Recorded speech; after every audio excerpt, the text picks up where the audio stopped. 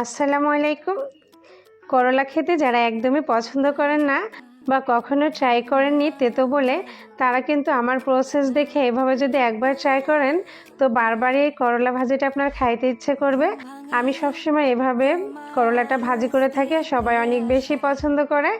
আর করলা ভাজি করার জন্য করলাগুলো আমি চাকচাক করে এই যে কেটে বেশ ভালোভাবে ধুয়ে নিয়েছি। আর করলার ভিতরে যে বিচিগুলো ছিল বিচিগুলো ফেলে দিয়েছি। আর এখানে আমি তেল নিয়েছিলাম কিছুটা।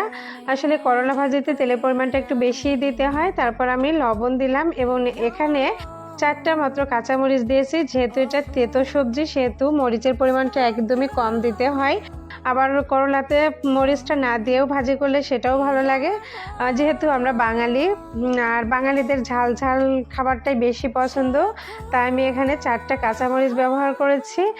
এইভাবে করলা রান্না করলে করলা কিন্তু একদমই তেতো লাগে না আর খাইতে অনেক বেশি মজার হয়। এটা দেখুন, আপনারা যদি একবার ট্রাই করে থাকেন তাহলে বুঝবেন যে আসলে করলা ভাজিটা কতটা মজার হতে পারে। গরম ভাতের সাথে করলা ভাজি অসম্ভব ভালো লাগে। আর বিশেষ করে যদি আপনি ঠিক এভাবে রান্না করেন তাহলে তো একদমই দুর্দান্ত হবে। যারা কখনোই করলা খাইতে পছন্দ করে না তারাও কিন্তু করলা দিয়ে গরম ভাত একদম চেটে পুটে খেয়ে নিবে আর এটা খাওয়ার জন্য বারবার রিকোয়েস্ট করবে।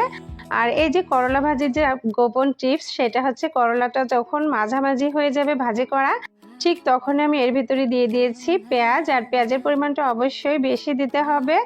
আর পেঁয়াজ হলুদ দিয়ে আমি এই যে করলাটা খুব ভালোভাবে ভেজে নিচ্ছি। তো আমি পেঁয়াজ ভাজটা পরে দিয়েছি, তার কারণ এটা যে পেঁয়াজটা যদি আমি প্রথমত দিতাম তাহলে করলার সাথে একদম বেশি ভাজা হয়ে যেত আর তখন করলা ভাজিটা একদমই মজার হতো না।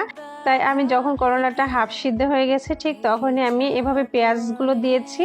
আর আপনারা একটু লক্ষ্য করে দেখুন যে আমি পেঁয়াজগুলো কিন্তু একদমই মিহি কুচি করিনি, আমি জাস্ট একটু মোটা করে কেটে রেখেছি যেন এটা ভাজতে ভাজতে তখন একেবারেই শুকিয়ে না যায়, খুব বেশি ভাজা না হয়ে যায়।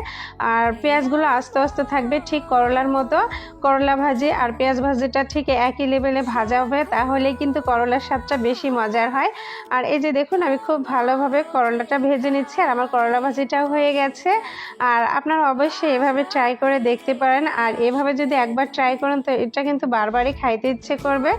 আর আমি যখনই করলাটা ভাজি করি ঠিক এভাবে পেঁয়াজটা পরে দিয়ে খুব সুন্দরভাবে ভেজে নিই আর একদমই তেতো লাগে না, অসম্ভব মজার হয়।